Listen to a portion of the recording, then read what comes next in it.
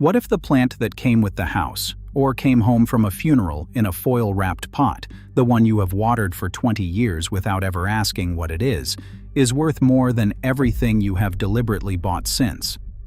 Some of these inherited plants sell for thousands. One of them has changed hands for $20,000, and one of them is the most passed-down houseplant in America and is worth about $4,000.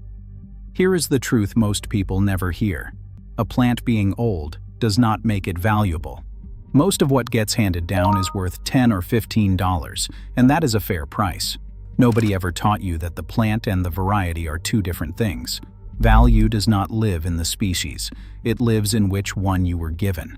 So find out what you were handed. 10. The cast iron plant. In the darkest corner of the house, in a heavy pot nobody has moved in a decade, there is a clump of long, dark, strappy leaves. Aspidistra Alocasia. It came with the house, or it came from an ant, and its entire reputation is that it refuses to die. It survived gaslighting. It survived the Victorians. It survives you. That instinct makes sense. Nobody looks at a plant that asks for nothing. Look at the newest leaves. Here is what nobody told you. The plain green one is worth $15 or $20 and always will be. But Japanese growers have selected this species for generations, and the marked forms are a different thing entirely. Milky Way is scattered with cream flecks like stars. Asahi comes up green, and the top half of each leaf turns white as it matures. Named forms like those run well into the hundreds for an established clump, and they turn up in inherited houses constantly, because somebody's relative bought an unusual one in 1970, and nobody since has known what it was. Your test tonight. Get a torch and look at the leaves that came up most recently, not the old ones at the back. You are looking for cream speckling scattered through the blade, or a clean stripe running the length of it. And here is the loss, which is the cruel one. Variegated Aspidistra loses its markings in rich soil. Feed it generously to help it along, and it thanks you by producing plain green leaves, and the pattern does not come back. The kindest thing you can do to that plant is keep starving it. 9. The Christmas cactus. On a windowsill somewhere, there is a pot of flat green segments spilling over the rim, and it has been in the family longer than you have. Somebody rooted it from somebody else's plant, and that person rooted theirs from somebody else again. Nobody remembers where the chain started. That instinct makes sense. There is one in every supermarket in December for $9, so why would the one on your sill be different? Here is what nobody told you. Almost none of those supermarket plants are Christmas cactus. They are Thanksgiving cactus, Schlumbergera truncata, and the industry moved to it because it blooms early enough to catch the retail season, and it ships without dropping segments. The true Christmas cactus, Schlumbergera bucklei, is a hybrid from the 1840s, and it has very nearly vanished from commerce. The ones that survived did not survive in nurseries. They survived on windowsills, passed hand to hand, one cutting at a time, for 180 years. Your test tonight, and it takes 10 seconds. Run a fingertip along the edge of a segment. Thanksgiving cactus has sharp-pointed teeth like small claws. True bucklei has soft rounded scallops with no points anywhere on it. Then look into an open flower. Bucklei pollen is pink to purple. Truncata pollen is yellow. I will be honest about the money. Nobody is handing you 4 figures for it. But a large old bucklei cannot be bought at any price because there is no commercial supply left, and the only place to get one is somebody else's window. And the loss. Yours blooms in January rather than November. Somebody decides it is unhealthy, and a $9 replacement goes in its place. 8. The staghorn fern. Mounted on a wooden board in the garage, or hanging under the porch roof where somebody hung it in the 90s, there is a thing with 2 completely different kinds of leaf on it. Green antlers coming out the front, and behind them a spreading crust of brown that looks unmistakably dead. So people peel the brown off. Almost everyone does. It looks like rot or old growth that should have been cleared years ago, and the plant looks better underneath. That instinct makes sense. It is also the single most expensive mistake anyone makes with this plant. Here is what nobody told you. Platycerium grows 2 fronds for 2 jobs. The antlers do the photosynthesis and the spores. The flat brown shields are structural. They are the plant's root armor, and they are supposed to go brown, and they build up in layers year after year, each one over the last, forming a hard mound that holds moisture and grips the mount. Peel those off and you have not tidied the plant. You have stripped its root system, which is exactly why size is the value here. There is no shortcut to a big staghorn. A specimen with a shield mass the width of a dustbin lid took 20 or 30 years to build it, layer by layer, and mature mounted plants of the collectible species sell for hundreds. Your test tonight. Look at the brown shield and count the layers where the edges overlap. Then feel it. Papery and hollow means young. Dense, hard, and thick means decades of a plant nobody was allowed to tidy. 7. The night-blooming cereus. Leaning against a wall in a pot too small for it, there is a sprawling, ungainly thing with flat, leathery straps for stems, no shape to it at all, propped up with a bamboo cane. It looks like a plant somebody gave up on. And then one night in July, it opens flowers the size of dinner plates, white and heavily scented, and by sunrise they have collapsed into wet rags. People set alarms for it. They photograph it and send the photographs to their children. Somebody told you it was rare. Here is the honest truth, and I respect you too much to dress it up. Epiphyllum oxypetalum is worth almost nothing, and the reason is the exact opposite of neglect. It is worth nothing because it is loved. Every single person who owns one snaps off a piece and gives it to somebody. That is the entire life cycle of this plant in America. It has been handed across fences and passed at church and posted in envelopes for 80 years. And the result is millions of them and no buyer anywhere on earth. Your test tonight, and it is the proof rather than the identification. Snap off a segment, leave it on a shelf for a week, then put it in water. It will root. That ease is precisely why it has no price. And here is the wider thing I want you to take into the rest of this list. A plant is worth what a buyer within reach will pay for it, and nothing else. People read online that their plant sells for $400, and then find that nobody within 50 miles will offer them $20. Value needs a buyer, not a number. But before we get to the top 5, there is something about all of this that most people never stop to realize. The inherited plant that turns out to be worth something almost never looks cared for. It looks like an embarrassment. Too big for its pot, roots coming out the drainage holes, crust round the rim, leaning at an angle, in a container that does not match anything else in the room. Nobody repotted it because nobody wanted to be the one who killed it, and so it sat there for 30 years quietly becoming the only one of its kind left in the family. Neglect and age look identical from across a room. That is the whole problem. Now let us get back to the rankings. 6. The Rex begonia. On a shaded windowsill, a low mound of leaves with no interest in flowering at all, patterned in silver and purple and green with a metallic sheen, and often a spiral at the base of the leaf like a snail shell. Somebody rooted it from a single leaf and gave it away in a yogurt pot. That instinct makes sense. It looks like a decorative nothing. Here is what nobody told you. There are thousands of named Rex begonia cultivars, bred and registered across a century and a half, and only a handful are in commercial production at any moment. The rest did not die out. They moved into windowsills and were propagated by leaf, by hand, by people who never wrote anything down. Which means a pattern you cannot find in any shop is not a sign the plant is common. It may be the opposite. Your test tonight. Photograph a whole leaf flat against white paper, front and back, and compare it against a Begonia Society cultivar register. And the loss.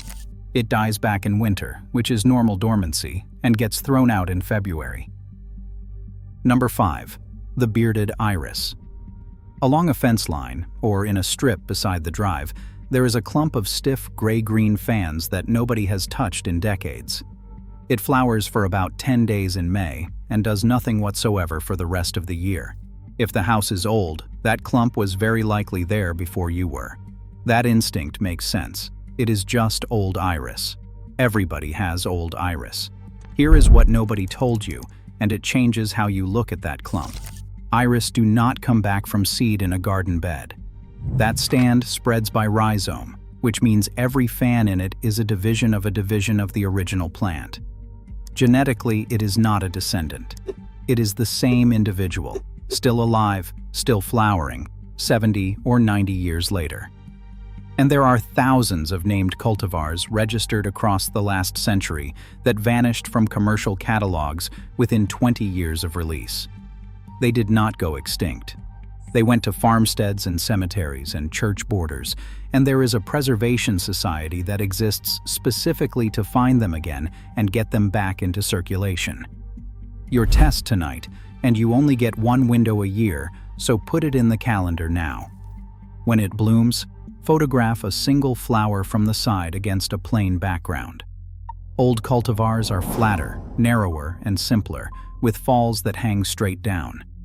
The heavy ruffling and lace on modern iris came later, and it dates a flower faster than anything else. And the loss. Somebody redoes the front garden in August when there is nothing there but a clump of leaves, and 90 years of one continuous plant goes into a skip. 4. The peony. In the border, in the same spot it has always been, a clump comes up in April with red shoots like asparagus tips and opens into heavy scented flowers that flop over in the first rain. It has done that every year since before you moved in, and you have never once thought of it as anything but the peony. That instinct makes sense. Look at how long it has been standing there. Here is what nobody told you. A herbaceous peony can live 100 years and more in one position, and there are recorded clumps older than that. Which means the plant in your border may well predate the house, and it very often predates anyone alive who could tell you its name. Festiva maxima was introduced in 1851, Sarah Bernhardt in 1906. Both are still growing in gardens all over the country, mostly under no name at all. Your test tonight, though you will have to wait for May to finish it. Photograph one open flower from directly above and one from the side, and write down whether it is scented. Old doubles are heavy, blousy, and strongly perfumed. Then leave the clump exactly where it is, because moving it is what costs people the flowers. And the loss. Somebody lifts it, replants it deeper than it was, and a plant that flowered for 80 years never blooms again.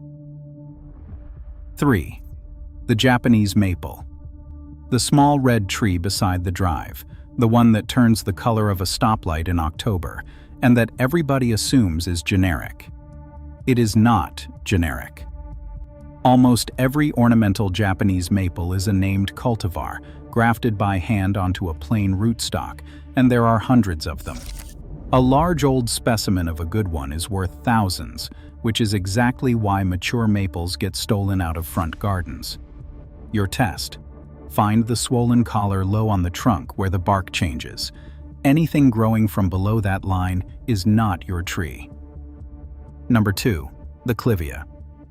On a north-facing windowsill, in a pot it outgrew years ago, a fan of thick, dark, strappy leaves sits doing nothing at all for 11 months.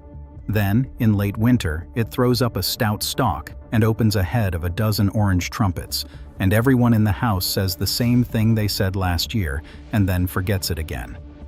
That instinct makes sense. Orange clivia are everywhere. It came from a grandmother, it will go to a daughter, and it is worth perhaps $25. Here is what nobody told you. While nobody in the West was paying attention, Chinese and Japanese breeders spent decades turning this plant into something else. Not for the flower, for the leaves. Short, wide, almost succulent fans with heavy netted veining and broad variegation, selected over generations. And the numbers are real. A green-flowered clivia sold at a society auction for $6,000. In Japan, a plant of perfect form and variegation may reach $20,000. The green hirao runs $1,000 to $1,200 if you can find one at all. Yellows cost around $1,000 each less than a decade ago. Here is why that matters to you specifically. Clivia sets seed, and those berries drop into the pot, and seedlings come up around the parent unnoticed. Orange plants can carry the yellow gene without showing it, which means the plant your grandmother grew for 40 years may have quietly produced something in that pot that she never saw, because a clivia seedling takes years to flower. Your test tonight. Look at the base of the plant for smaller fans coming up around the main one. Then look at the leaves in strong light for pale striping or netted veining. And when it flowers, look at the color honestly. 1. And it is almost certainly on a windowsill in your house right now, or your mother's, or it was on your grandmother's. The African violet. Small, fuzzy, dark leaves in a rosette with purple flowers in the middle. St. Paulia. It is the plant that was sold in every supermarket, given at every hospital visit, and grown on every kitchen sill in America for 70 years. Here is the truth that turns this whole video around. An ordinary African violet is worth about $4. There is no market for it. There never was. Fame is not value. The thing everyone recognizes is almost never the thing worth the most, because the whole world already has one. I will not inflate it for you. Most of them are worth less than the pot. But this is the reframe I have been walking you toward for 10 items.